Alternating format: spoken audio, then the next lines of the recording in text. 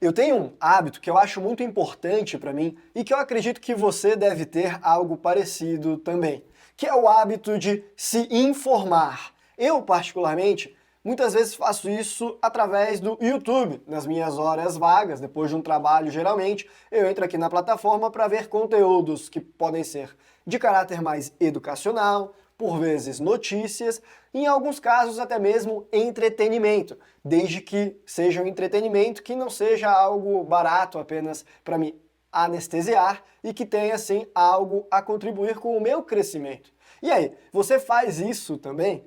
Pois o que eu tenho percebido nesses meus momentos navegando aqui pela plataforma, que tem crescido o número de canais e de vídeos viralizando sobre o assunto, que é falar sobre os problemas do Brasil, mas não sob uma perspectiva de questões tributárias, de questões jurídicas ou econômicas, mas problemas culturais, problemas como música alta em bairro pobre, como sujeira nas ruas, como às vezes a falta de importância com o próximo que o brasileiro tem, a cultura de endeusamento a criminosos ou ainda de idolatria a políticos, jogadores de futebol e celebridades. Bom, são vários os vídeos e mostram como isso pode ser um problema para a vida dos brasileiros. Mostra lá o sujeito que não tem nenhum trabalho, com 5 crianças para criar, mas que está fazendo protesto na frente do presídio porque prenderam uma influencer.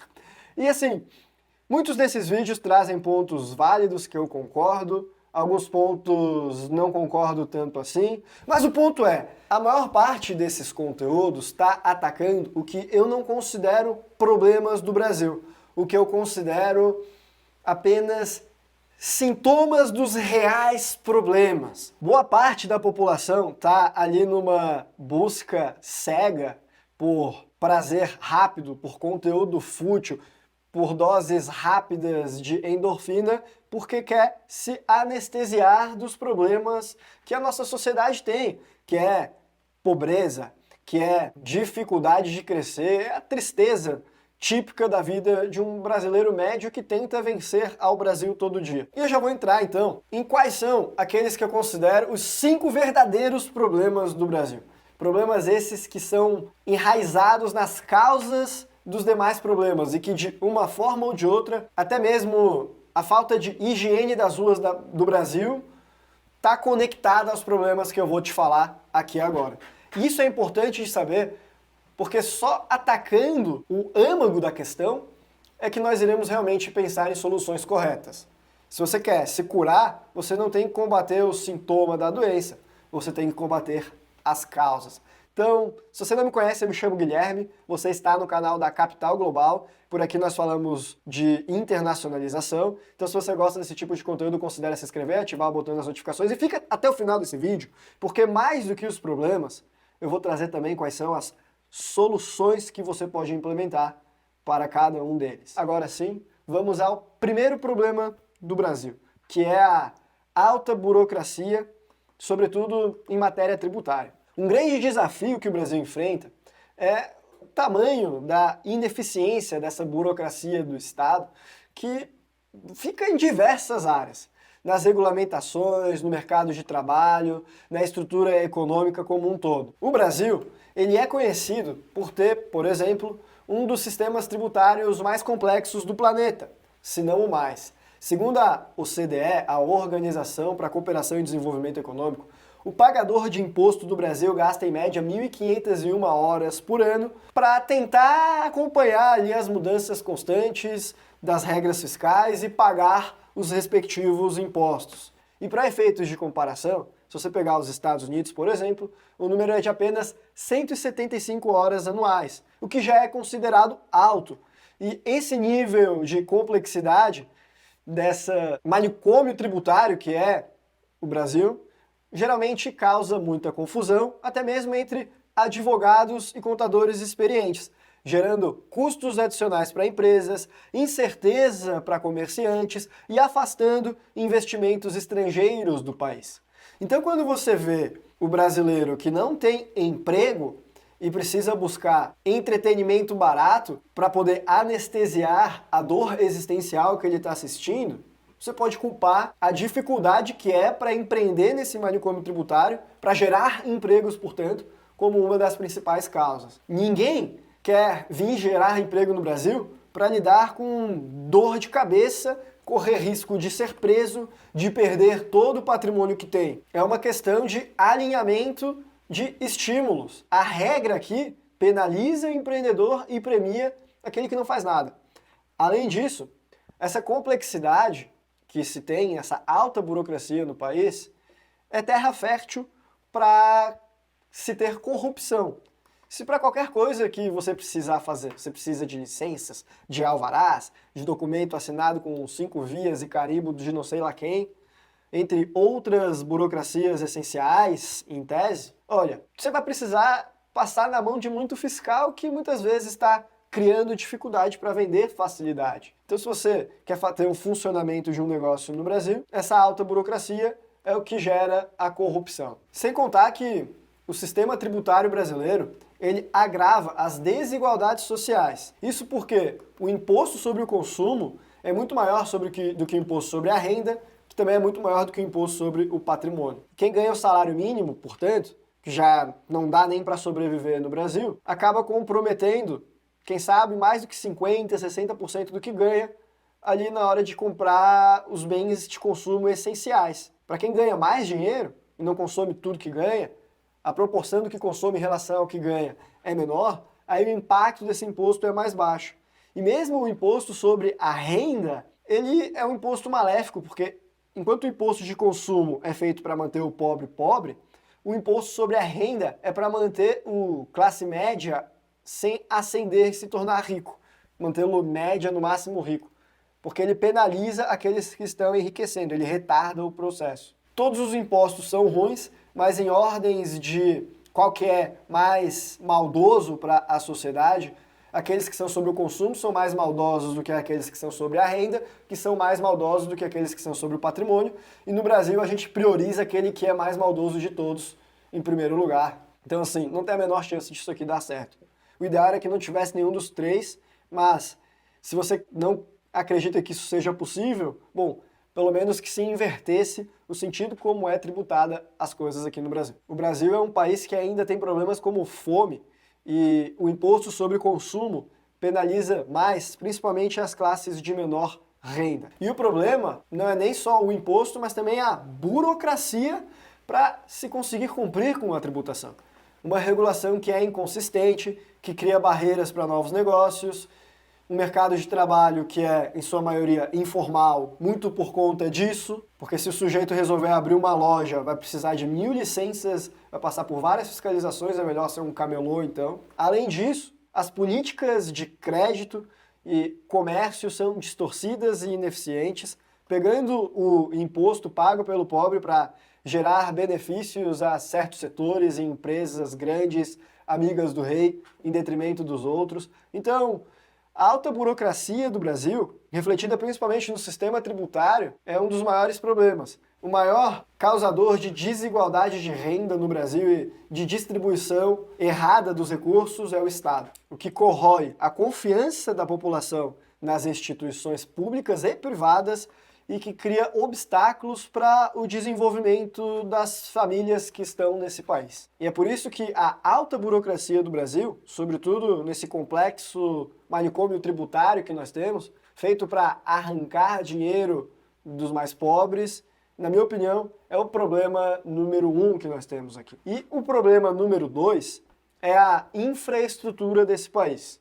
Além desse manicômio legal, outro grande obstáculo para o crescimento econômico do Brasil é essa infraestrutura precária, de péssima qualidade. Por aqui, nós temos, por incrível que pareça, infraestrutura inferior à de outros países emergentes. Mesmo as principais estradas do Paraguai, que é um país bem menor, tem menos estradas, mas você olha, a estrada lá é melhor do que as brasileiras. E de acordo com um relatório do Fórum Econômico Mundial de 2019, o Brasil, na ocasião, ocupava a posição 78 entre os 141 países no quesito de qualidade da infraestrutura. A gente não era o pior de todos, mas estava nos 50% piores e não nos 50% melhores. E para efeitos de comparação, a Argentina Um país que está há um século falido, lá em 2019 ficou na nossa frente, na posição 68. O México ficou em 54º e o Chile em 42º. Então, às vezes o Brasil fala, nós somos uma potência, o maior país da América Latina. Bom, pode até ser em extensão territoriais, mas em infraestrutura a gente está pior do que o México, do que a Argentina, por exemplo. E um relatório mais antigo, de 2014, destacou resultados insatisfatórios também para outras formas de transporte ali, incluindo rodovias, portos, ferrovias e aeroportos do Brasil. Mesmo nas áreas que o Brasil investiu mais, como eletricidade e telecomunicações, os resultados do Brasil foram aquém do esperado. Um levantamento do Banco Mundial de 2017 apontou que 50% das empresas do Brasil consideravam, em 2017, que a eletricidade era um fator preocupante para o funcionamento adequado dos seus negócios, ou seja, tinham medo, por exemplo, de uma falta de luz, de um apagão, acabar diminuindo a produção, acabar queimando algum equipamento. Problemas esses que são inimagináveis para alguém que está num país com infraestrutura. Aí você me pergunta, Guilherme, mas o que isso tem a ver com os problemas daqueles vídeos que você mencionou? Como, por exemplo, lixo na rua, a falta de beleza estética das nossas cidades, os meio-fios quebrados, os postes caídos. Quando a gente fala sobre o problema da eletricidade no Brasil, saiba que pelo menos os postes estão relacionados ali, essa feiura urbana. Mas a parte do lixo é pior. A gente ainda nem entrou nas necessidades humanas mais básicas. Então o brasileiro muitas vezes está lá na fossa, literalmente, por conta dessa falta de infraestrutura. Ele cresce no esgoto, em condições precárias, e aí você exige dele que ele tenha uma boa capacidade de raciocínio lógico, que ele tenha o pleno desenvolvimento de suas habilidades. E eu não estou exagerando. Em 2022, 30 milhões de brasileiros, o que representa 14% da população, ainda não tinha acesso a uma fonte de água potável e confiável. Além disso, 109 milhões de pessoas, ou 51% da população, não tinha acesso a sistemas de saneamento básico adequados, de acordo com a Organização Internacional Water.org. Ou seja, metade da população não tem saneamento básico no Brasil até pouquíssimo tempo atrás. Não deve ter mudado muito dos dados mais recentes. Aí muitas vezes um adulto que já cresceu numa sociedade assim, olha para isso e não vê a gravidade da situação. Primeiro porque ele já está acostumado com esses problemas, afinal sempre foi assim. Segundo porque aparentemente em um adulto isso daí não afeta tanto. Agora, você pega uma criança que está com o desenvolvimento cerebral na primeira infância a todo vapor, e aí por conta dessa falta de saneamento básico, ela tem uma diarreia, ela tem um mau desenvolvimento, aí depois você vê o QI brasileiro 87, 88, sei lá, que saiu as pesquisas. Bom, qual que é o problema? É porque o brasileiro tem algum defeito de fábrica? Não, o problema é infraestrutura, é falta de saneamento básico. Sem isso, pode investir até em educação. Vai ensinar pra gente que não tem a capacidade de raciocínio plenamente desenvolvida, vai ter muito mais dificuldade. E uma parte dessa precariedade na infraestrutura do Brasil é explicada pela falta de investimento do Estado.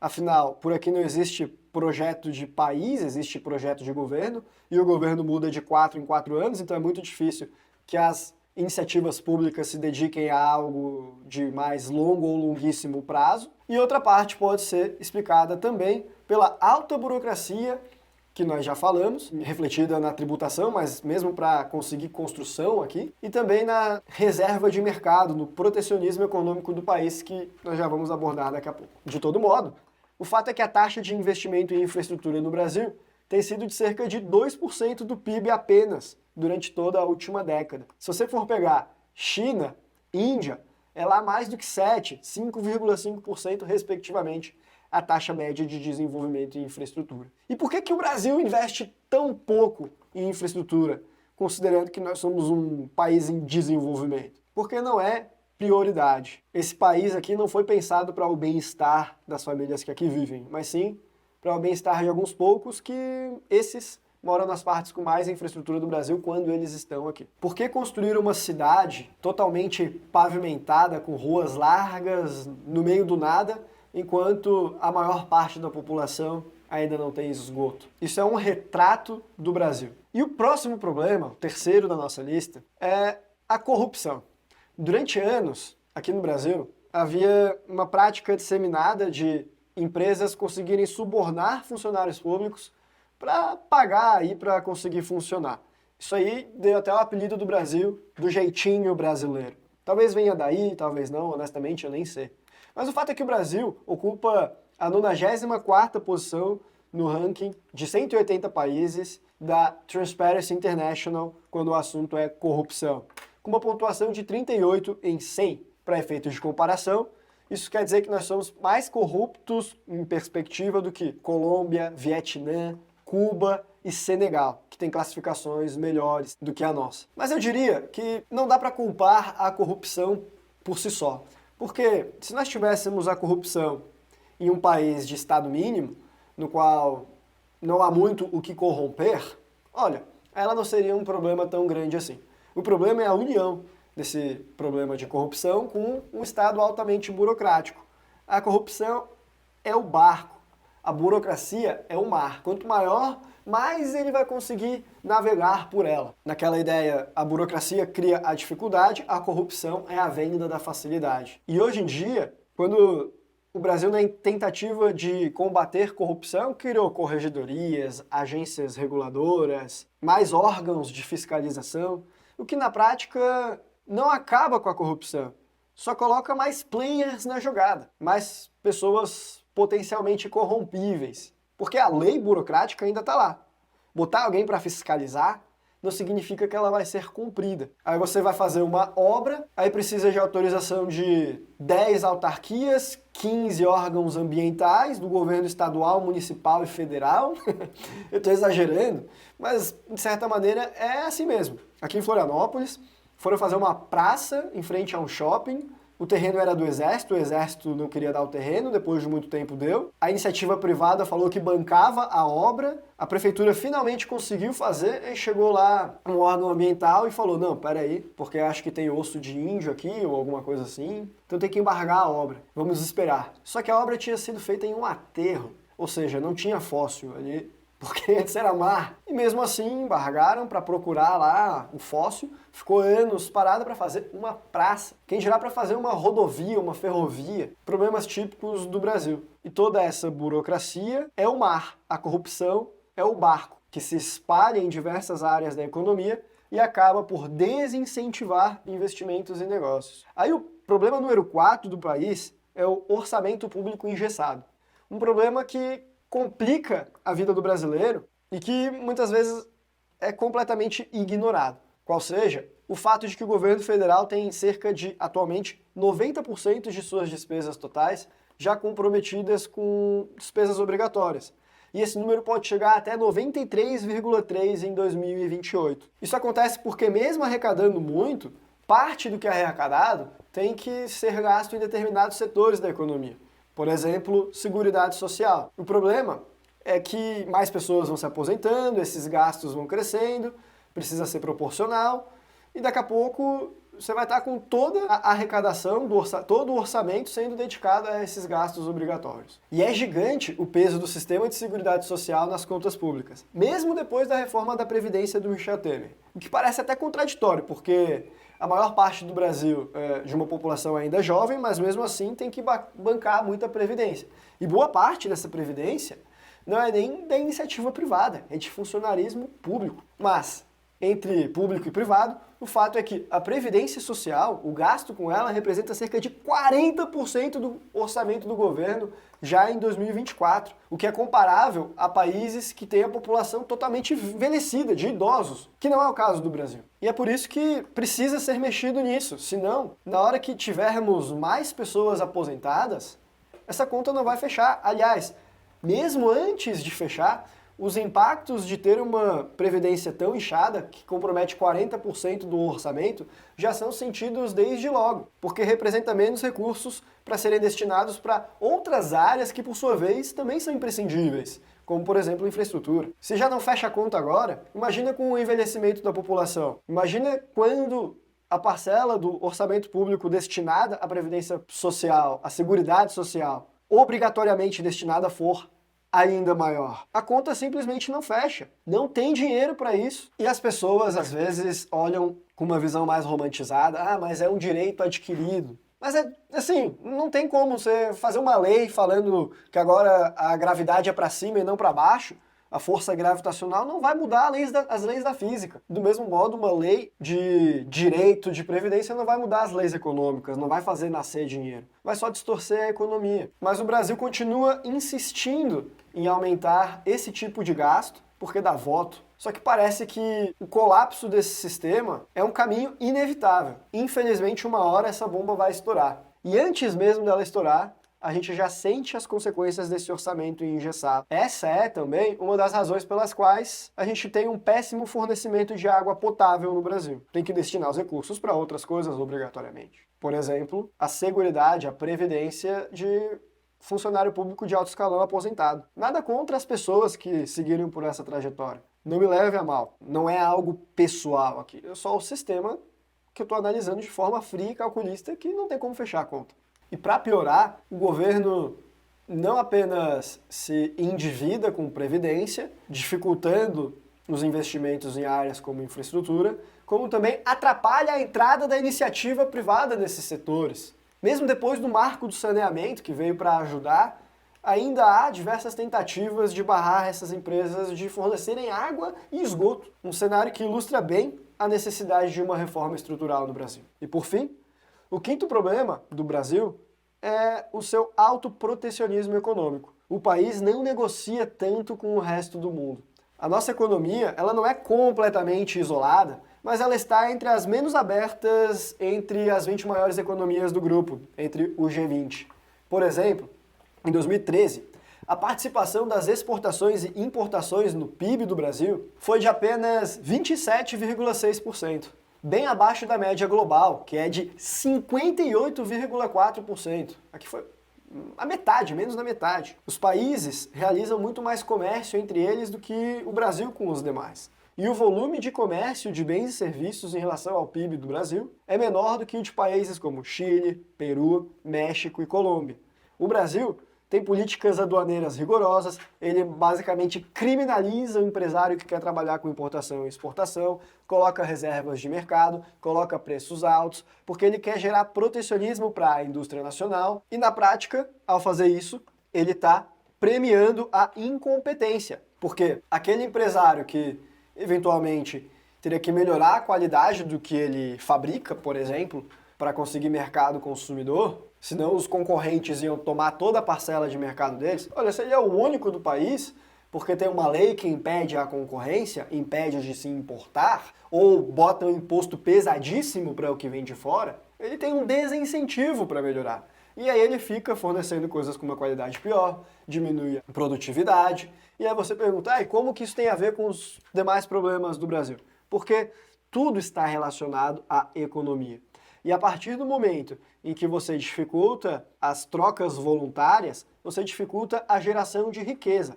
De que adianta você ser rico em recursos naturais se você não tiver com quem trocar? Olha a Venezuela, uma das maiores reservas de petróleo do mundo. Mas para negociar com eles é tão complicado que isso não os torna rico. O pessoal prefere comprar de outros. De que adianta você estar sentado em cima de minério se você não consegue facilitar as relações comerciais? As trocas voluntárias são o que enriquecem a população, e não os recursos naturais por si só, como algumas pessoas acreditam. Além do que, nessas trocas com outros países, no comércio internacional, nós também acabamos tendo um intercâmbio cultural, a oportunidade de consumir produtos e serviços de outras culturas, o que também enriquece a nossa experiência de vida, as nossas referências e pode ser absorvido pela população brasileira. Então se você falar, o brasileiro é um povo com pouca cultura, mas não tem muita variedade do que ele consumir. E uma das razões ainda é essa reserva de mercado. O Brasil é um país contraditório, que ele só tem uma economia tão grande porque ele é um país continental, mas é justamente também por ser um país continental que ele está seguindo nesse erro de não abrir as fronteiras para o comércio internacional. Aliás, o Brasil até tentou abrir a economia algumas vezes. Entre 1988 e 1994, ele reduziu diversas tarifas e barreiras comerciais. Mas foi uma tentativa curta E logo depois o país voltou a isolar, aumentar as tarifas comerciais, a dificultar a importação e exportação. Aí veio o governo de 2019 a 2022, que também tentou fazer medidas liberalizantes, diminuir tributo, fomentar o comércio internacional, fomentar a assinatura de acordos, mas que também sofreu bastante resistência para aprovar essas medidas, e depois que saiu de 2023 para cá, o governo que assumiu o poder executivo tem ido no sentido totalmente oposto, de criar mais barreiras, de dificultar o comércio internacional. É o imposto da Shopee, é o remessa conforme, é o imposto que aumenta, até imposto sobre exportação, o que é um péssimo sinal para a economia do país. Torna os nossos produtos menos competitivos em esfera internacional. E é por isso que esse é um dos principais pontos que trava o crescimento do país. Uma economia fechada e com pouca integração com o comércio global, com a cultura internacional, com o consumo de novas experiências, serviços e produtos. E o número de parceiros comerciais do Brasil também não ajuda. Se a gente comparar o Brasil com outros países da América Latina, fica evidente que temos menos parceiros comerciais.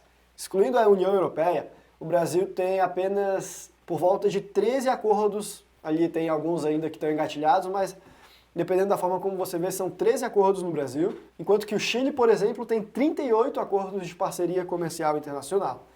E essa é uma das razões pelas quais a gente tem poucas diversidades de marcas nas prateleiras e supermercados de lojas brasileiras no geral. Então, o alicerce do problema aqui é essa falta de concorrência, essas barreiras de entrada e consequente falta de estímulo à inovação e melhora de qualidade daquilo que é produzido em território nacional. E com base em tudo isso, esses são os 5 principais problemas. Eu não diria que a educação é um dos principais, porque a falta de educação básica do Brasil, na minha opinião, também é um reflexo dos principais. Na minha opinião, a alta burocracia e a falta de infraestrutura é o que causam a falta de educação também. E essa falta de educação, portanto, é um problema secundário, ou ainda um sintoma desses 5 que eu considero os principais problemas. Então, se nós quiséssemos que o Brasil melhorasse, bom, e a gente quer, né? Mas fica evidente que para isso precisaria de uma reforma estrutural profunda no nosso país. Só assim a gente conseguiria resolver esses desafios. E eu não sou economista, eu sou advogado, então eu não posso dizer exatamente como que se resolveria tudo isso daí. Mas algumas medidas que eu considero que poderiam ser importantes seria a simplificação da nossa burocracia, principalmente no sistema tributário, com foco não apenas em facilitar para como se funciona o pagamento, para que os pagadores de impostos não tivessem que passar horas e horas se dedicando a isso por ano, como também em diminuir o que se paga de imposto. Assim, a gente conseguiria estimular a economia, as trocas voluntárias e atrair também capital de investidores estrangeiros. Só que a gente está indo no caminho diametralmente oposto disso. A gente está travando ainda mais a economia. Outro ponto que eu acharia interessante seria uma reforma mais abrangente no sistema da Previdência Social. Talvez permitindo a entrada de players privados, por exemplo. Não que eles não estejam aqui, mas aumentando mais esse mercado para não deixar tudo às custas da autoridade pública, que evidentemente não dá conta. A Previdência Social, nós vimos, já consome 40% da receita do governo e a tendência é esse número crescer ainda mais, a conta não vai fechar. E em terceiro lugar, e talvez o ponto mais difícil, é a necessidade de melhorar a infraestrutura do Brasil. Todos os pontos são difíceis, mas os outros é muito mais uma questão política. Aqui, realmente é algo que levaria mais anos para conseguir fazer. Necessitaria de obras, de dinheiro, de recursos. Mas, sabe qual que é a minha esperança, seja esse último ponto ou os outros dois, de ocorrer e o Brasil realmente melhorar? Nenhuma! Na minha opinião, de onde a gente menos espera é que não saia nada de bom mesmo. Eu acho que aqui não tem a menor chance de dar certo. E sabe o que eu vou fazer quanto a isso? Eu vou parar de ser um torcedor e vou passar a ser um estrategista. Aliás, é isso que eu faço. Eu não quero ser um refém desses problemas do Brasil que nós vimos aqui e de vários outros que você sabe que o nosso país tem. Aliás, ainda que eu tivesse um pingo de esperança de que esse país tivesse qualquer chance de dar certo, o que eu não tenho, mas ainda que eu tivesse, Mesmo assim, eu ainda teria essa postura de não ser mais um refém do problema do Brasil, porque é uma questão de ser antifrágil. Se eu achasse que esse país tem chance de dar certo, mesmo assim, eu preferiria estar preparado para que não desse. Eu acho que não vai dar e vou estar preparado igual. Eu vou correr atrás do meu, eu vou ser o protagonista da minha própria vida. Eu vou fazer a coisa acontecer por minha única responsabilidade, de eu ser quem constrói o meu sucesso ou arco com as consequências do meu fracasso, independentemente do Brasil me ajudar ou me atrapalhar nessa minha jornada. E sabe como que eu vou e como que eu já faço isso? Através da internacionalização. Porque quando você não deixa os teus bens todos na mesma cesta, você distribui em diferentes países o seu patrimônio, os seus negócios, o seu estilo de vida, você ganha dinheiro em um país, gasta em outro, guarda em um terceiro, tem a nacionalidade de mais de um lugar. Quando você tem uma postura mais global, você não é mais tão refém dos problemas do país no qual você nasceu. E é isso que eu tô fazendo. Então, para fechar e puxar o gancho com o que eu falei no início desse vídeo, eu realmente gosto de ver vídeos no YouTube, que às vezes são mais educativos, às vezes são mais notícias e às vezes são entretenimento. Esses vídeos que têm falado de problemas do Brasil me parecem mais entretenimento do que uma informação educacional. Mas ainda assim é bom, porque graças a ele que eu comecei a refletir e pensar naquelas que eu considero as 5 principais causas, os 5 principais problemas dessa desgraça que tem se tornado o nosso país, infelizmente. Eu não sou capaz de salvar a pátria, mas pelo menos eu vou me salvar. E no que eu puder fazer para ajudar você a acordar para os problemas do país, a sair da Matrix e começar a internacionalizar também, eu vou poder fazer, eu vou estar aqui para isso. Por esse vídeo nós ficamos por aqui. Um abraço e até a próxima.